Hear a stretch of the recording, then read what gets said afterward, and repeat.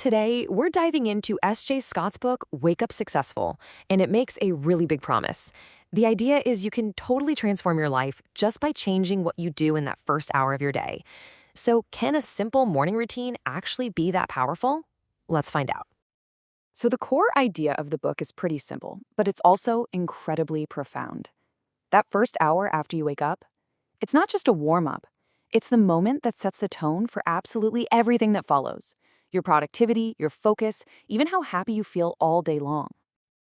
I mean, we've all been there, right? You smash that snooze button a few too many times, you're scrambling through a shower, grabbing whatever to eat on your way out the door, and before you know it, you're already feeling behind. That is the exact problem that we are here to talk about solving. Okay, so let's really get into why those first few moments of the day are so important. This is all about making a huge shift from the usual morning chaos to a feeling of deliberate, intentional control. This really gets to the heart of it. You've got two choices. There's the reactive morning, waking up late, instantly grabbing your phone, scrolling through notifications, and just feeling rushed and stressed out. Or you can have a proactive morning. That means waking up with intention, doing things that actually energize you, and setting yourself up to win the day. The difference is massive. Are you just reacting to whatever your day throws at you, or are you shaping it from the get-go? And this is the key insight, really. It's all about the ripple effect.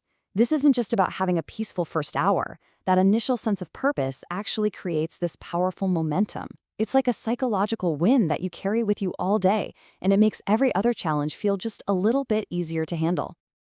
Okay, so the why is pretty clear. Now let's get to the fun part, the what. How do you actually build a morning routine that works for you personally? The book lays out a really simple three-step process. First up, figure out your goals. What are you aiming for? Is it better health, more creativity, or just, less stress? Second, really take a moment to envision what your perfect morning would actually look and feel like. And then finally, you pick the specific activities that are going to get you from where you are now to that vision. Now, the book gives us a few cornerstone habits to choose from. You could start with some exercise, which, gets those endorphins going for a natural mood boost, or maybe meditation, which is proven to lower cortisol, the stress hormone. Journaling can help you clear your head. Reading gets your brain fired up. You don't have to do all of them. Just think of these as the building blocks for your perfect morning. Now, this might be the most important piece of advice in the whole book. Don't try to build some crazy 2-hour, 10-step routine overnight.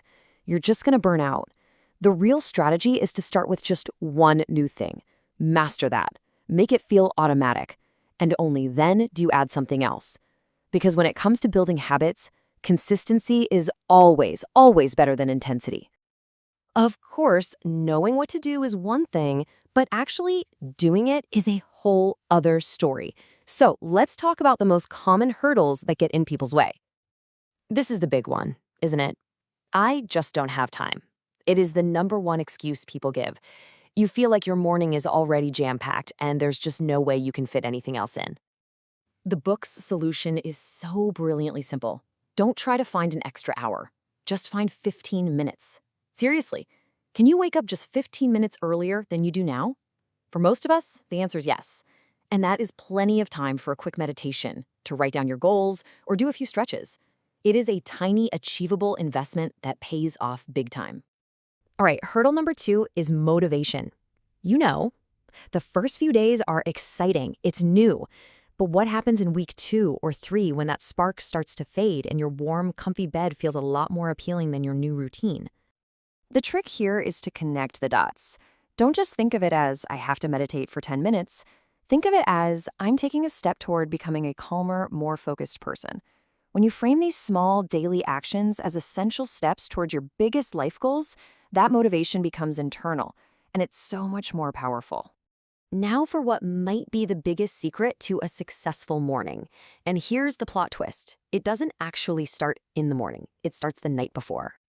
A great morning is really built on a foundation of solid prep work the night before.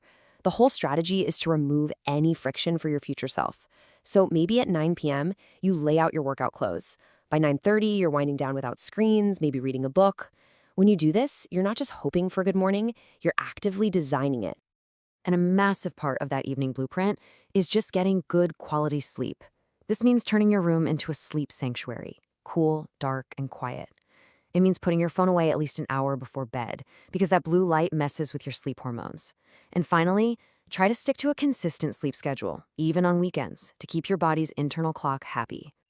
Okay, so let's get into the science of this for a second. How do we take these new actions that feel kind of hard at first and turn them into something we do automatically without even thinking about it? The science behind it is called the habit loop. It's a simple 3-step process our brains follow. It starts with a cue, which is the trigger, like your alarm going off. That leads to the routine, which is the action itself, like putting on your running shoes. And it ends with a reward, which tells your brain, hey, that was good. Let's do that again tomorrow. That reward could be the great feeling after a run or just that sense of accomplishment. If you can build this loop, you can make almost any habit stick. And for those days when your willpower is just not there, the book suggests this really powerful strategy called if-then planning.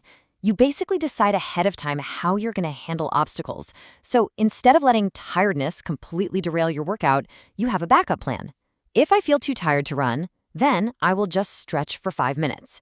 It's a simple little trick that keeps the habit alive and the momentum going, even on the tough days. All right, we've covered the why, the what, and the how, but now comes the most important part, turning all this knowledge into actual action.